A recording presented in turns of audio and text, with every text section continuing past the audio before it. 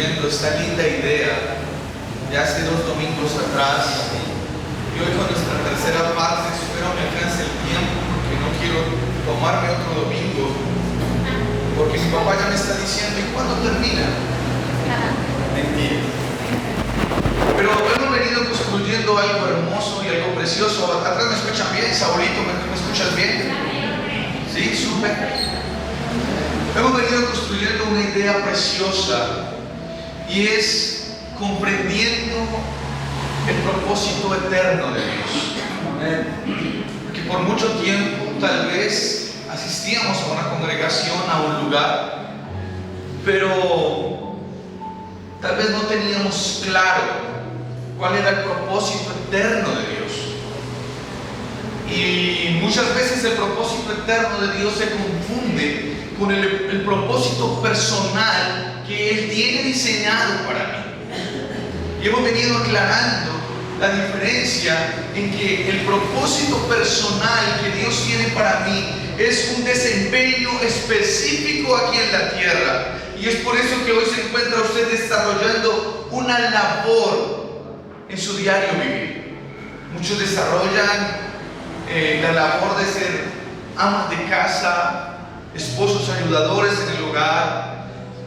Muchos desarrollamos actividades económicas, y por eso no podemos dedicarnos todos a lo mismo, porque necesitamos que haya una dinámica económica global y que todos desempeñemos a cosas diferentes. Pero esas son labores específicas que Dios nos permite desempeñar aquí en la tierra. Pero el propósito eterno de Dios es un asunto totalmente diferente. Hemos venido armando de que el propósito eterno de Dios es la planificación de Dios en su corazón y en su mente. Amén. Desde antes de la fundación del mundo, de cómo darle la gloria a su Hijo Jesucristo. Fue la planificación en el corazón de Dios de cómo estructurar un mundo donde Cristo fuese notado, donde Cristo fuese visto como el mayor héroe de toda la vida.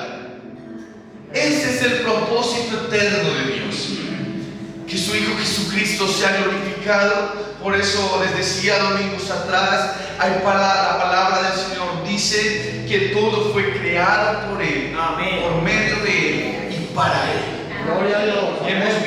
Miramos en 2 domingos atrás cómo el Antiguo Testamento todo nos apunta a Cristo. Y hoy una vez más les repito algo que hace mucho tiempo les vengo diciendo con amor. Cuando leamos la palabra del Señor, y más sobre todo en el Antiguo Testamento, si usted no ve a Cristo, tiene que volver a leer el pasaje, porque en toda la escritura, en toda la palabra, en todo el Antiguo Testamento, en los libros históricos, en los libros proféticos, todo está cómo se plantea o se planea la venida de Jesucristo a la tierra, y cómo empieza a mostrarnos la expresión de un Cristo poderoso. Eso es lo que se logra evidenciar en el Antiguo Testamento. Lo miramos como se veía en Noé, lo recuerdan, en David, en Daniel, en Isaías, cómo todos tuvieron relación en cómo llegaría Cristo a la tierra. Y hoy vamos a aprovechar que el mundo está celebrando algo. ¿Qué celebra hoy el mundo? Día de Resurrección. Y vamos a tomar un poquito el panorama de lo que fue el propósito eterno de Dios en María, y algunos puntos de la resurrección de Cristo, porque si me tomáramos a estudiar la vida de Cristo, pues me toca tomarme otros 5 domingos, y creo que llegará el tiempo para hacerlo. Pero estamos viendo es un panorama. Entonces tenemos claro que en el Antiguo Testamento todos los profetas nos hablaron de Cristo, ¿verdad? Y que Cristo fue sombra, tipo y figura, y que todos los acontecimientos veíamos era cómo iba a ser la manifestación de Cristo. Recordamos que para Noé el arca fue Cristo, ¿cierto? Porque fue el medio de salvación para él y su familia, y que como en Noé se salvaron los hijos, hoy lo mismo en este mundo, solo se salvarán los hijos. ¿Lo recuerdan? medio de Daniel nos habló de las 70 semanas y que en la semana 69 hay una pausa que es la que estamos viviendo, que es la era de la iglesia, y que la última semana será la gran tribulación, pero que en su infinito amor y por la gracia de Dios estamos viviendo un tiempo congelado para que tú y yo seamos salvos, para que mi casa y yo seamos salvos, para que ninguno se pierda, sino que todos puedan llegar al conocimiento del Hijo de Dios. Amén. Después de eso, antes de hablar de María, le hago un recuento. Hay alguien por ahí que se llama Juan el Bautista, que también tiene un papel fundamental en el propósito eterno de Dios, porque él usa un término para describir, sin saber cómo se iba a llamar el Mesías, usa un término supremamente glorioso. Y Juan el Bautista dice: arrepentíos y convertíos, porque el reino de los cielos se ha acercado.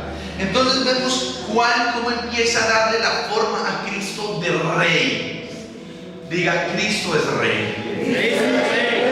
Juan el Bautista empieza a presentarlo como rey.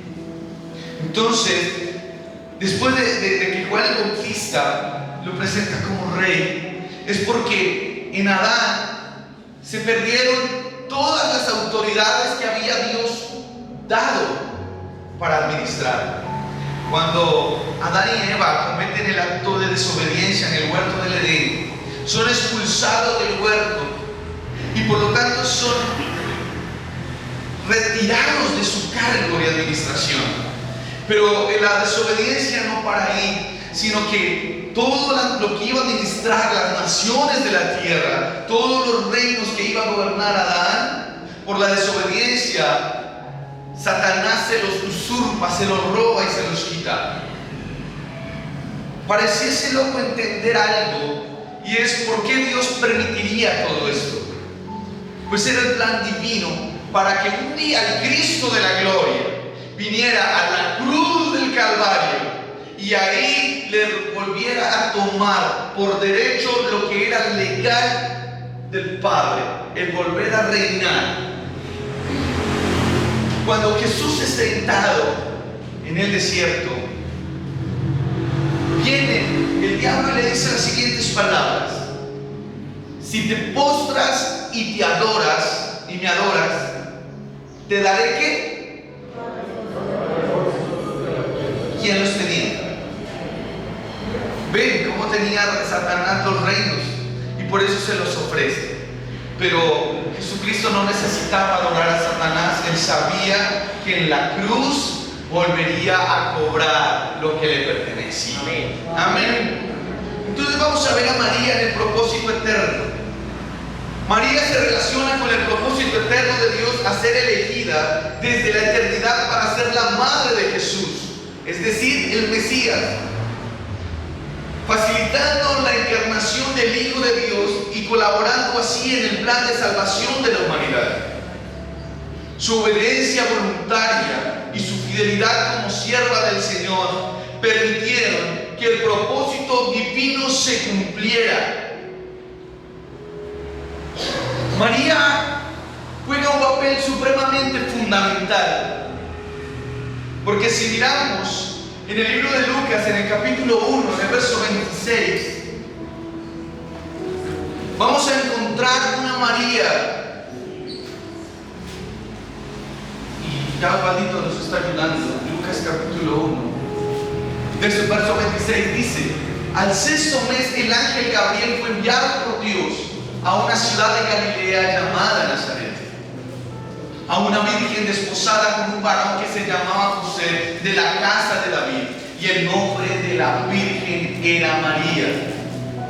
Y entrando el ángel donde ella estaba, dijo: salve, muy favorecida, el Señor es contigo, bendita tú entre las mujeres.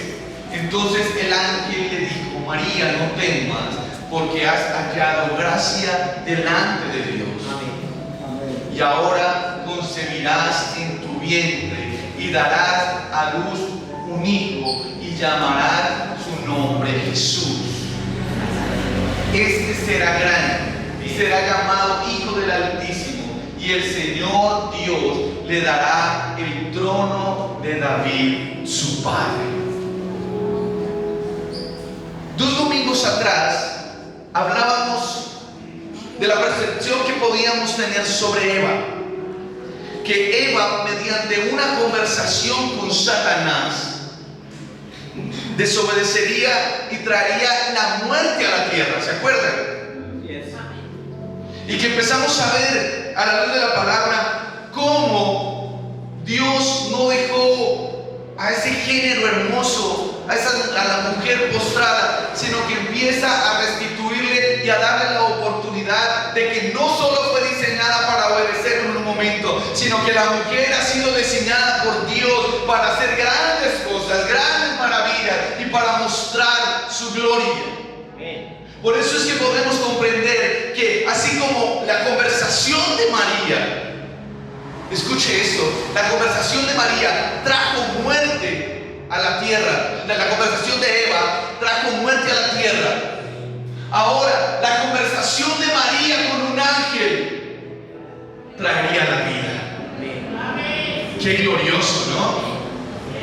Que en una conversación años atrás, Eva se dispone a conversar, a una conversación que tal vez no le convenía, pero que era parte del propósito eterno, y se ve una Eva desobediente, y por lo tal trae muerte a la tierra. Muchos años después vemos una María que entabla una conversación con un ángel, y esa conversación, el fruto de esa conversación es traer a la vida al Rey de Gloria, al Todopoderoso. Aleluya. Puedo decir que tal vez María es el punto máximo de restitución en las mujeres. Porque de ahí en adelante, si hay una mujer de las que ustedes, mujeres que están en este lugar, deben tomar ejemplo de vida, es de María. No se quedó postrado el género femenino, sino que fue levantado. Y aquí vemos una clara evidencia de cómo se puede restituir un género. Y de la conversación de María sale vida.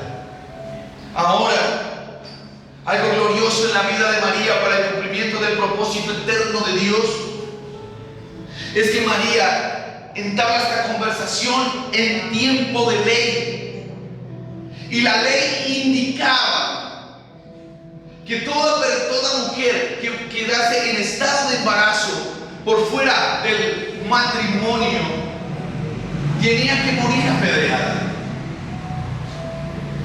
María nos muestra en el propósito eterno de Dios una decisión total de querer hacer la voluntad del Padre. Porque si continuamos leyendo el pasaje, no lo vamos a hacer, pero yo se lo relato. María dice: hágase conmigo conforme dice tu palabra. O sea, a María no le importa el arriesgar su propia vida. A María no le importa el decir: tal vez me pueden matar a piedra por aceptar esto, tal vez voy a recibir el repudio de mi comprometido José, porque José no me va a creer que es el Espíritu Santo que ha venido sobre mí para conseguir el Hijo de Dios. Lo que primero va a pensar José es que le estoy siendo infiel. Eso sería lo que pensaría un hombre natural. No, yo no te voy a creer que vino el Espíritu Santo de Dios sobre ti, sino que no vas más la vida contigo. Lo más loco del tema, mi amado, en el propósito eterno de María, es que hemos visto cómo Jesús viene de la descendencia de la tribu de Judá, después viene se arma todo y viene de la descendencia del rey David. Lo más lógico era que la promesa cayera sobre José y María de concebir al Hijo de Dios. Porque realmente quien pertenecía a la descendencia de la tribu de Judá, por el canal que llegaría a Cristo, era José, no María. María no pertenecía a la tribu de Judá, era José. Por lo tanto, si lo miramos en un orden biológico, Jesucristo no sería descendiente de la tribu de Judá, porque quien era descendiente de la tribu de Judá era José. ¿Me está entendiendo? Pero como en el propósito eterno de Dios todo lo utiliza para demostrar su amor para con nosotros. Es una clara enseñanza de que José, después de hablar también en un sueño con el ángel, entiende el propósito eterno de Dios y le dice: ok, tomaré a María como esposa y a Jesús como hijo. Es decir, que Jesús, en la descendencia del linaje de David, es adoptado. ¿Cómo? ¿Para qué? Para enseñarnos años después. Porque la salvación era para el pueblo de Israel, no era para el pueblo gentil, no era para las naciones de la tierra, era para el pueblo de Israel. Pero a los suyos vino y los suyos no le recibieron. Entonces lo que nos está dando claro ejemplo es que así como Jesús es adoptado en la tribu de Judá, hoy nosotros somos adoptados en la vida de su reino. ¿Qué tal si les aplausos?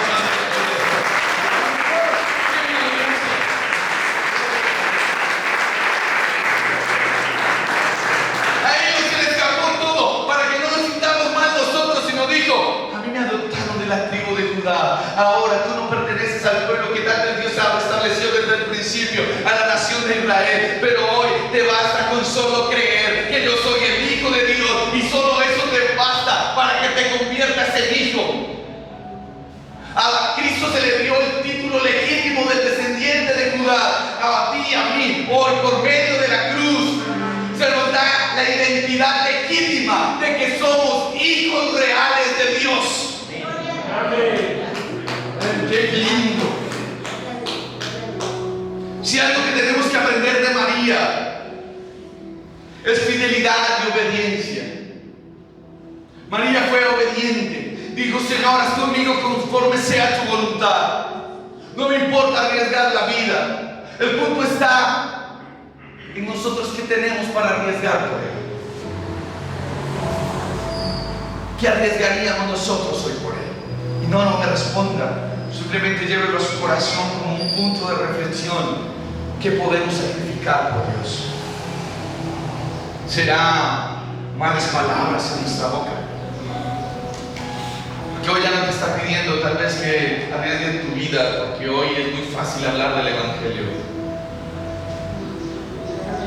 Pero sí se puede arriesgar el decir: voy a desertar de ciertas amistades que no me conducen, así me juzguen, así me critiquen y así se burlen de mí. Tal vez puedo renunciar a amistades que no me convienen. Por eso podemos decir que hoy no solo las mujeres, sino todos debemos aprender algo de María, y es a escuchar. ¿Qué tal si dice conmigo: escuchar? Yo debo aprender a escuchar la voz de Dios. ¿Qué es lo que Él está hablando? ¿Qué es lo que Él me está diciendo? El papel de salvación en María es un papel tan fundamental, porque los profetas hablaron de Jesús, hablaron de una visión, lo vieron por medio del Espíritu. El papel de María es fundamental porque los profetas solamente hablaron, María lo trajo.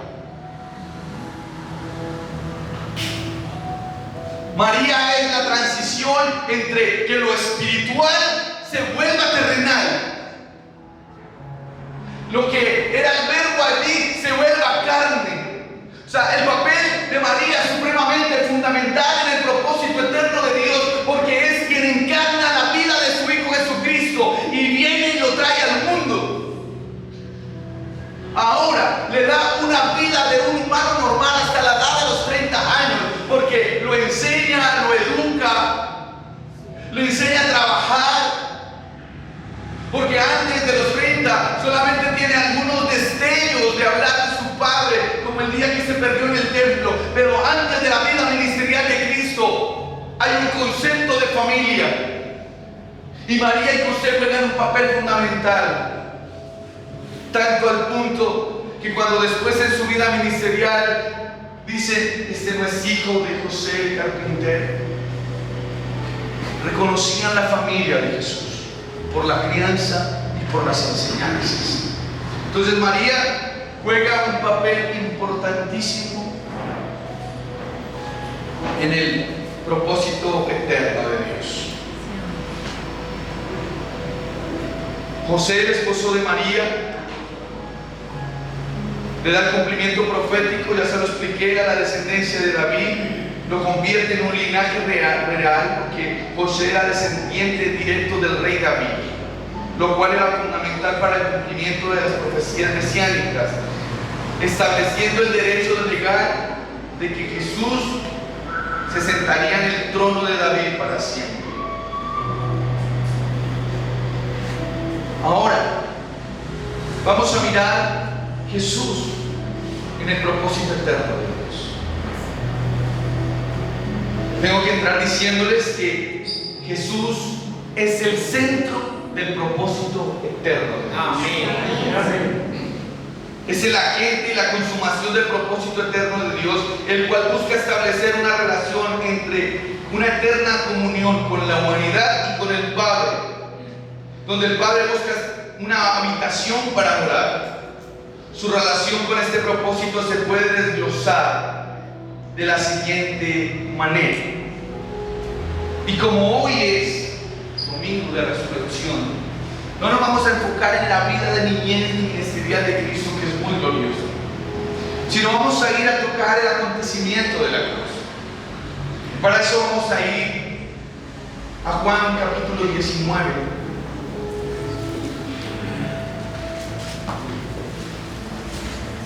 Verso 40. Y antes de leer esto, le voy a relatar un poquito algo que usted ya sabe. ¿Qué sucede cuando Jesús es llevado a la cruz? Aquí conmigo. Cuando Jesús es llevado a la cruz y es colgado en un madero, hay dos personas junto a él que eran ¿qué? Dos ladrones, ¿verdad? Uno de ellos le grita que se baje, que si es el Hijo de Dios, que se baje de esa cruz. Pero otro toma una palabra de arrepentimiento. ¿Alguno sabe cuál fue lo que contestó? ¿Qué fue lo que contestó Jesús al ladrón? ¿Qué le dijo cuando vio que estaba arrepentido? ¿Qué le dijo Jesús a ese ladrón? ¿Cómo le dijo? Hoy mismo estarás conmigo en el paraíso. Entonces, mire, le voy a empezar a explicar esto para que usted diga qué glorioso, cómo no se le escapó nada de Dios. El paraíso, bíblicamente, es mencionado como el huerto del Edén. Quiero que enfóquese en este momento y présteme mucha atención, y si no va a salir diciendo ¿qué me habló Darío? El paraíso bíblicamente es el huerto del Edén. Adán pierde el paraíso por el fruto de un árbol, ¿cierto? Ahora Cristo recuperaría el huerto, el paraíso, por un madero. Ya no el fruto, sino el árbol completo. ¿Me comprende? Adán pierde el paraíso por un fruto y Cristo viene a un madero, es decir, sacado de un árbol para poder recuperarlo. Él sabía que iba a recuperar en la cruz el paraíso. Es por eso que sin duda alguna le dice al ladrón: hoy mismo estarás conmigo en un lugar que había perdido, pero que hoy voy a recuperar, y te invito a que seas el primero en entrar. Porque voy a recuperar lo que creó mi Padre para que sus hijos disfrutaran. Lo que por desobediencia del hombre trajo por vida, ahora se iba a recuperar por medio de la muerte. No sé si a usted le parece glorioso, pero ver cómo Jesucristo llega como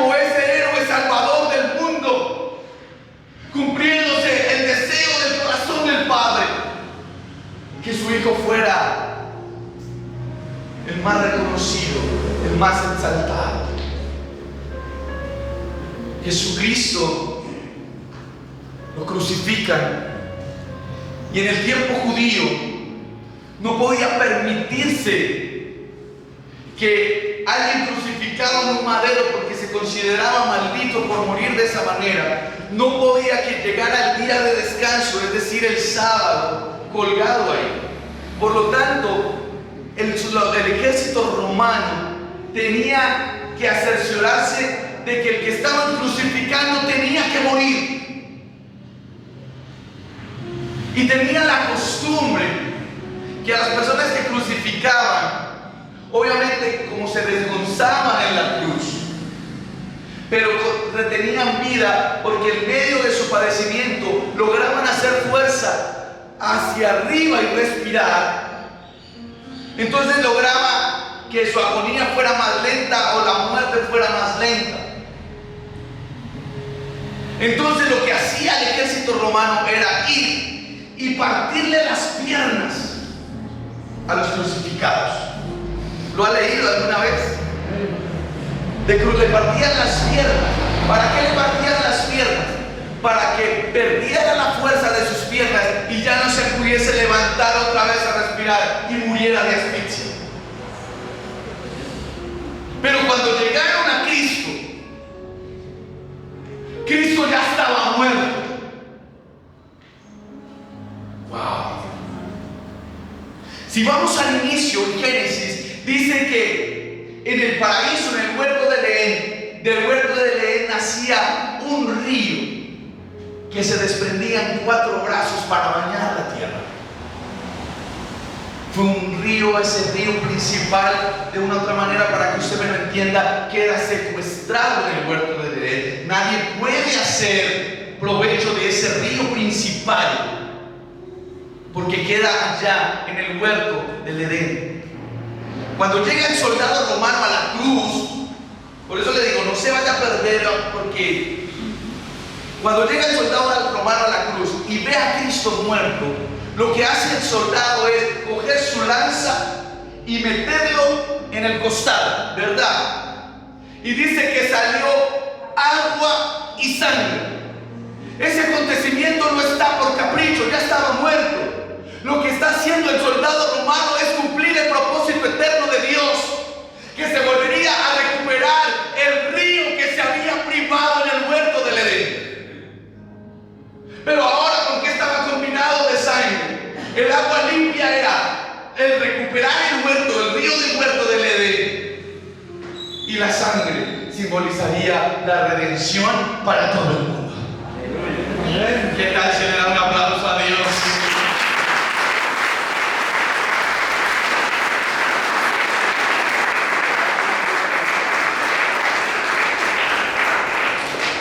¿Vamos claros? ¿Me está entendiendo? ¿O hay alguno que se perdió? Y vamos claros, ¿verdad? Entonces ve cómo se empieza en Cristo a recuperar todo lo que se perdió. Ahora sí vamos a leer el verso 40.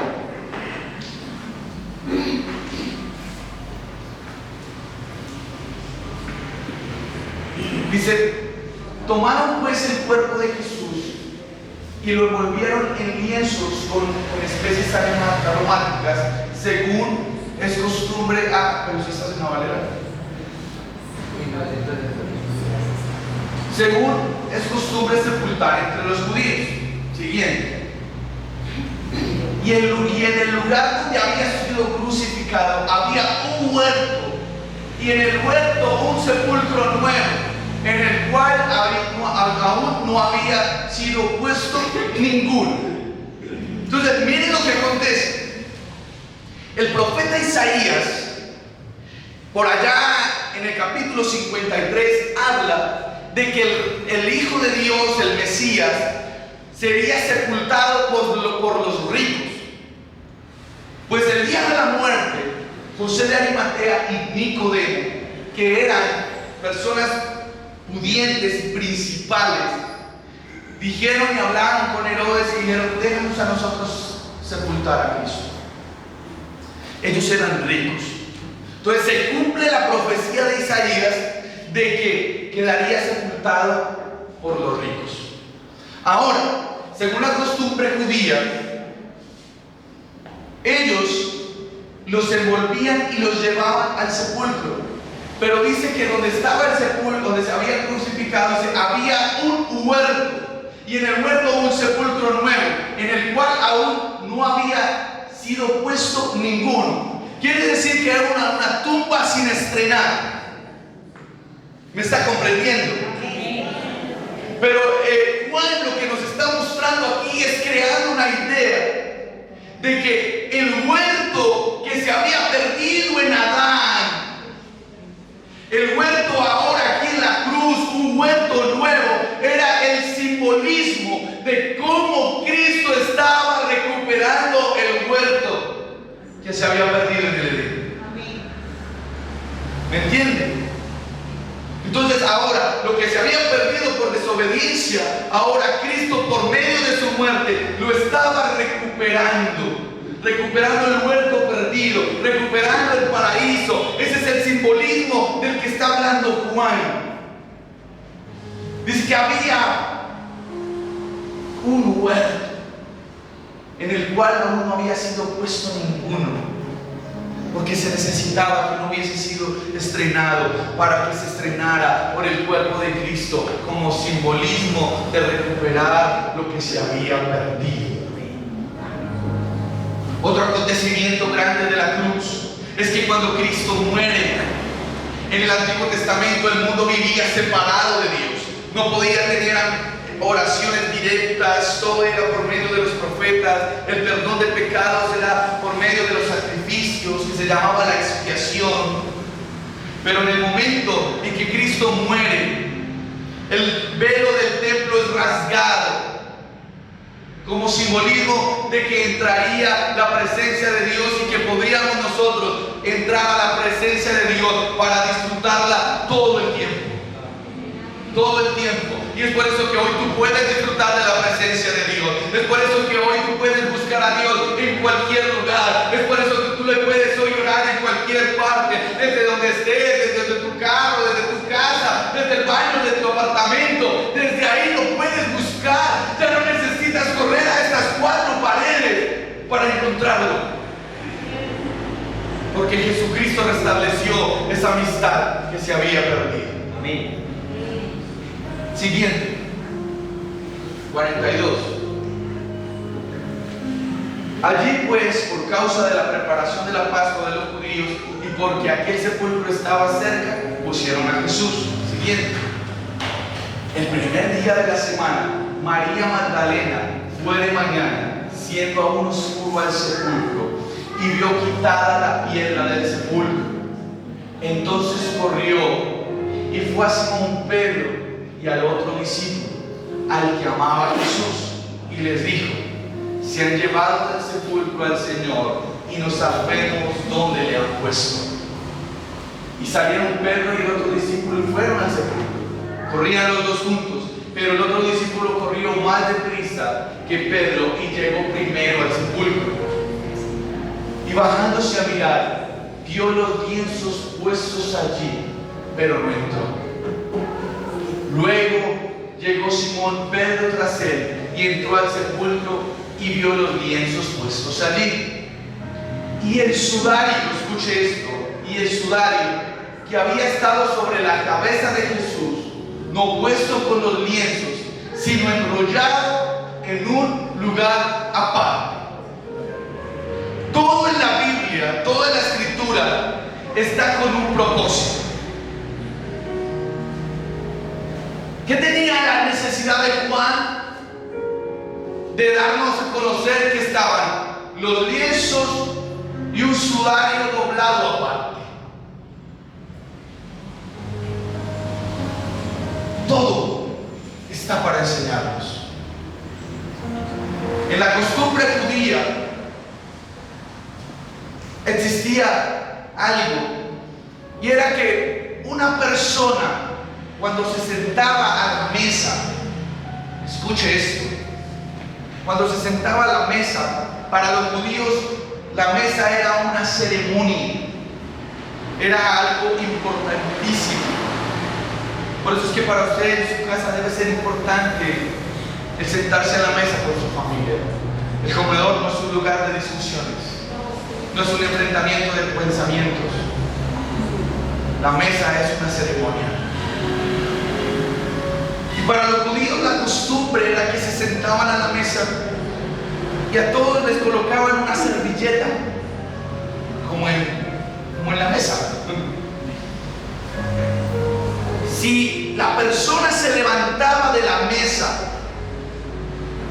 y cogía la servilleta y la colocaba a un lado, por el motivo que fuera que se había levantado, pero si la colocaba a un lado, lo que le estaba diciendo a los de la mesa y a las personas que servían a la mesa es que no regresaría a seguir participando de la ceremonia. ¿Me está entendiendo? No regresaría a la mesa a seguir comiendo.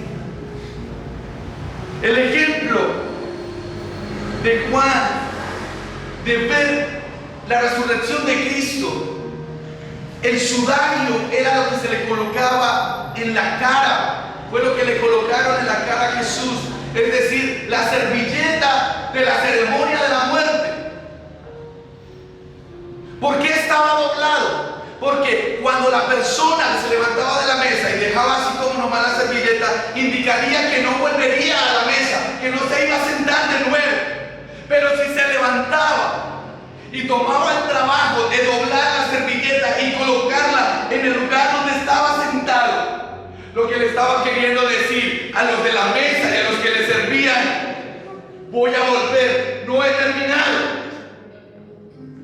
Por eso el sudario estaba doblado. Jesús resucitó, cogió su servilleta, la dobló y la puso para que todos los que entraran al sepulcro lograran entender que iba a volver, que no había terminado. ¡Qué glorioso! Jesús va a volver, no ha terminado su obra. Era la garantía, era la promesa, era la esperanza para el pueblo, para sus discípulos, de que volvería, de que no ha terminado su obra. Y es por la esperanza, y es por esa promesa que usted y yo hoy buscamos al Señor, por un Cristo que prometió volver, que no ha terminado su obra, el que va a venir un día en las nubes por nosotros. ¡Aleluya! Eso es lo que usted debe de llenarlo de alegría, de algo en el corazón, es decir: Señor, nos dice todo claro, nos lo hablaste todo claro. La resurrección es una postura clara de todo el centro de cómo se va a ejecutar todo.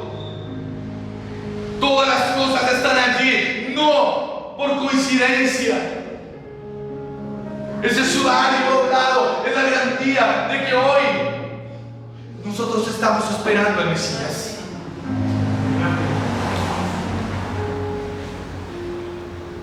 Cuando María va entrando al sepulcro, no sé si usted conoce la historia. María va entrando al sepulcro y hay un hombre, ¿cierto?, parado.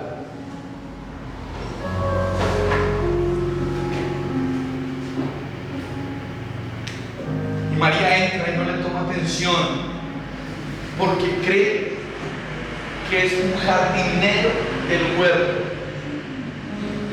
Ahí lo dice la palabra, si lo leyéramos, está en este mismo relato. Dice que ella cree que es un jardinero del huerto y entra, y es cuando va a llamar a los discípulos. Pero cuando va saliendo, este aparente jardinero le dice: María. Porque Cristo resucitaría en un cuerpo de un espíritu vivificante. Eso lo puede encontrar en el primer libro de Corintios, en el capítulo 15, en el verso 45. Ahí puede encontrar lo que le estoy diciendo. que Jesucristo resucitó en un espíritu vivificante. Por lo tanto, no era fácil reconocerlo a una simple vista, porque ya no era, prácticamente no era el mismo cuerpo mortal que vieron morir. Pero cuando esta persona le dice a María por su nombre y la llama, le dice María, María en su corazón entiende que es el Mesías. ¿Por qué lo confunde con un jardinero? Porque el primer Adán fue diseñado para administrar el huerto. Ahora había un Jesús cuidando nuevamente el huerto. Su propio rey, su propio creador, cuidando de su creación. Enseñando de que cuidaría de nosotros todo el tiempo. Si hay alguien que está empeñado en cuidarte, es Jesús. Amén.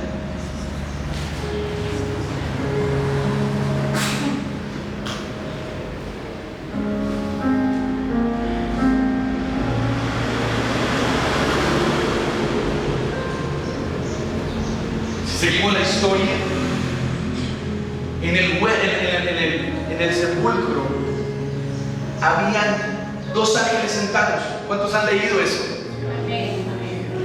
En el sepulcro habían dos ángeles sentados. Qué lindo es entender qué hacían ese par ahí sentados, porque dice que estaba uno a donde había puesto la cabeza y el otro estaba sentado al otro extremo, es decir, a donde estaban los pies. Rebobinemos la historia.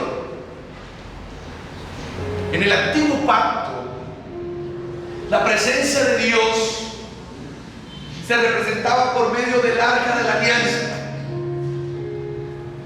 Es decir, un cofre, una maqueta, un cajón, para que usted me entienda. En ese cajón estaba parte del maná que habían comido los israelitas en el desierto. Estaba la vara de Aarón que había reverdecido. Eso estaba en el arca. Pero lo principal que estaba en el arca era la presencia absoluta de Dios. La gente no podía disfrutar de esa presencia porque estaba encapsulada en el arca de la alianza. Al estar encapsulada en el arca de la alianza, solo era prosperado el lugar donde estaba el arca. Han leído pasajes que dicen y llevaron el arca y prosperaron y les fue bien. Han leído partes del arca. Entonces todo eso acontecía porque la presencia de Dios estaba encapsulada, es decir, como secuestrada en el arca de la alianza. Pero esta presencia o esta arca eran custodiados por dos ángeles de oro que habían puesto uno a cada extremo del arca. Lo que hacía eso era que toda persona impura o sin autorización de tocar el arca o de querer acceder a la presencia de Dios, si no era apta para tocarla, inmediatamente moriría, porque estaba custodiada. Los ángeles en el arca de la alianza que cuidaban y defendían este simbolismo de ángeles de oro era permitir que nadie accediera a la presencia de Dios. Pero ¿por qué vemos hoy dos ángeles en la tumba de Cristo?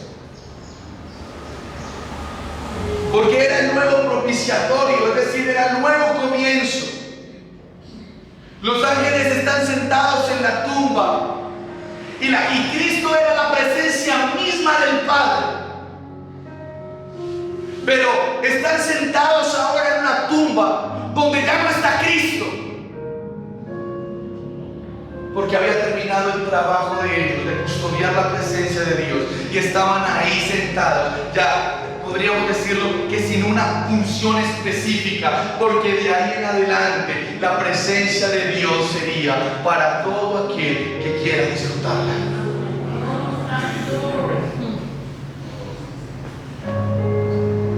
¿Me está comprendiendo usted esta mañana? Eso significan esos dos ángeles en la tumba del Señor. Que ya la presencia de Dios está libre para que usted y yo la disfrutemos. Amén.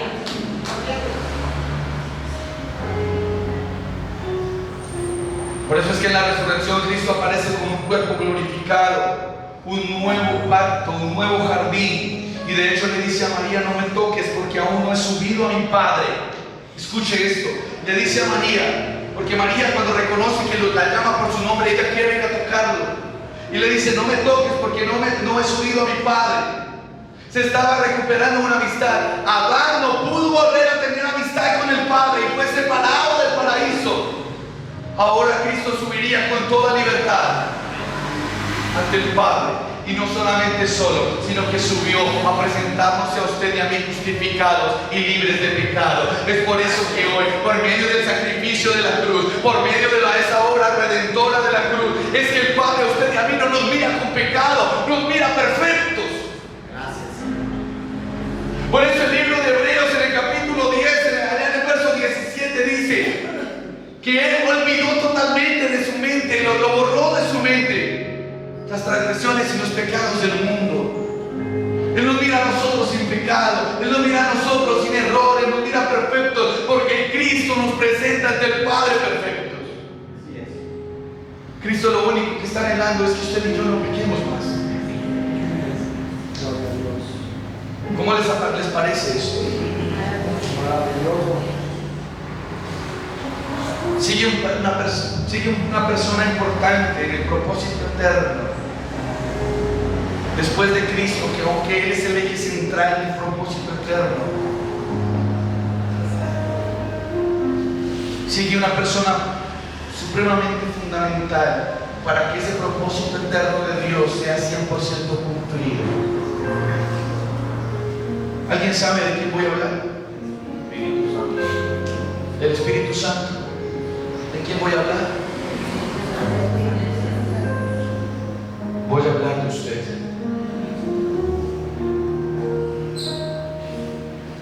¿Qué tal si se levanta sus manos y dice: yo soy muy importante? Yo soy muy importante para cumplir el propósito eterno de Dios. Gracias, Señor. Por eso tengo que decirte que la relación entre tú y el propósito eterno de Dios se centra en la integración de tu vida personal, tus decisiones, tu identidad dentro de un plan divino mayor, concebido desde antes de la creación, que busca la glorificación de Dios a través de la humanidad. Podemos detallar algunos puntos claves de cómo se conecta. Relación personal. El núcleo del propósito eterno es Emmanuel, que significa Dios con nosotros, Dios en mí. Tu conexión principal es formar parte de la morada de Dios, permitiéndole estar presente en todos los días de tu vida. Porque Jesucristo viene a la tierra, hace su obra, luego se va al cielo, nos deja el Espíritu Santo como ayudador, como consolador. Pero Él está allí en la eternidad deseando que tú y yo le expresemos, que tú y yo le mostremos. ¿Y dónde entramos a ser parte importante de nosotros del propósito eterno de Dios? Con el comportamiento diario de nuestras vidas. Cuando le rendimos nuestra vida a Él, cuando entregamos nuestro corazón a Él, cuando decimos: Señor, gobierna mi vida, cuando le decimos: Señor, reina mi vida. Ahí es donde entramos nosotros en el propósito eterno. Porque aunque Él vino y se mostró, ahora quiere que nosotros le mostremos.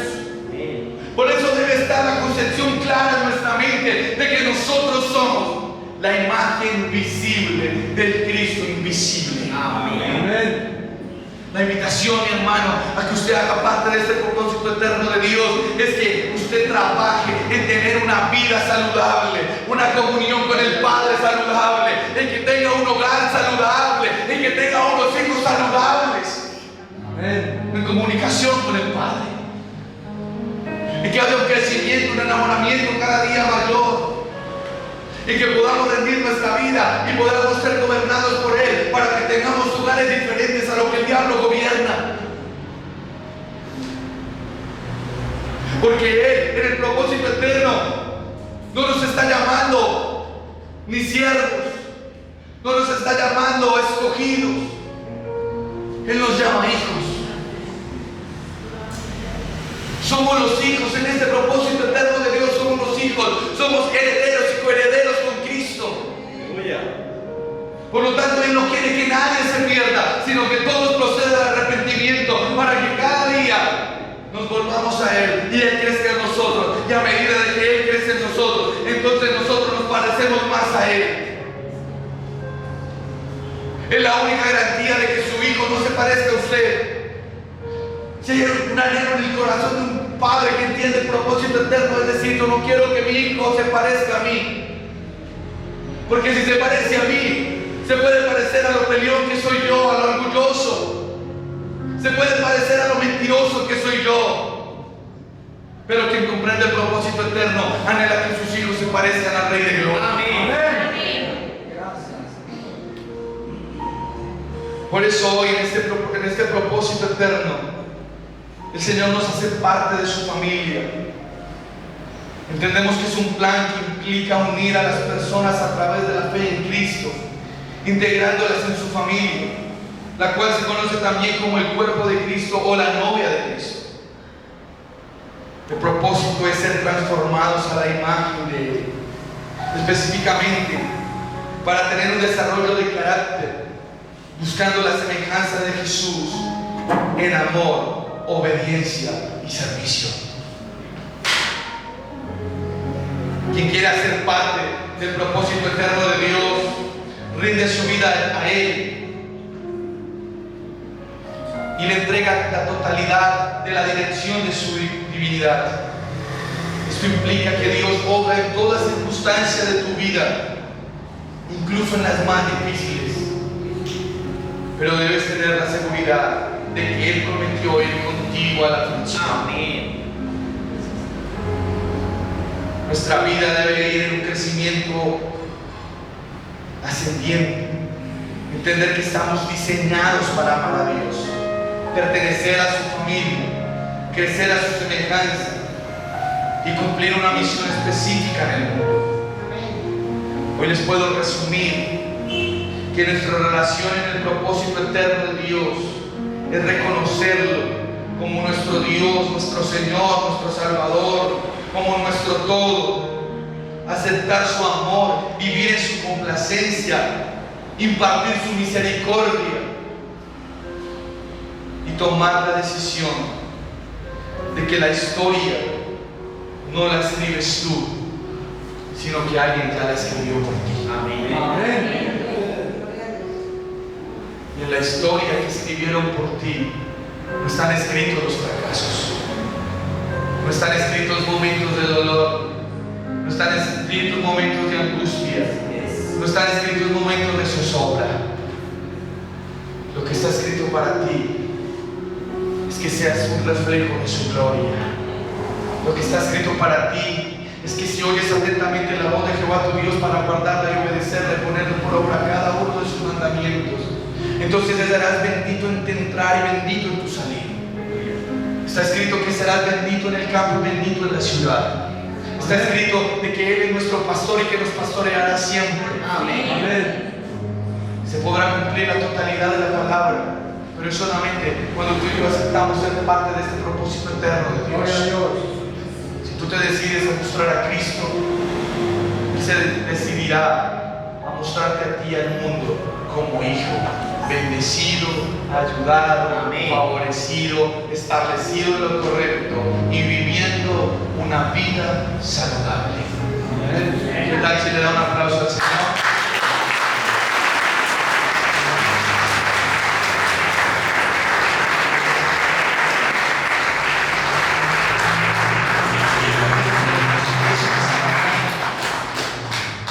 Colóquese de pie esta mañana.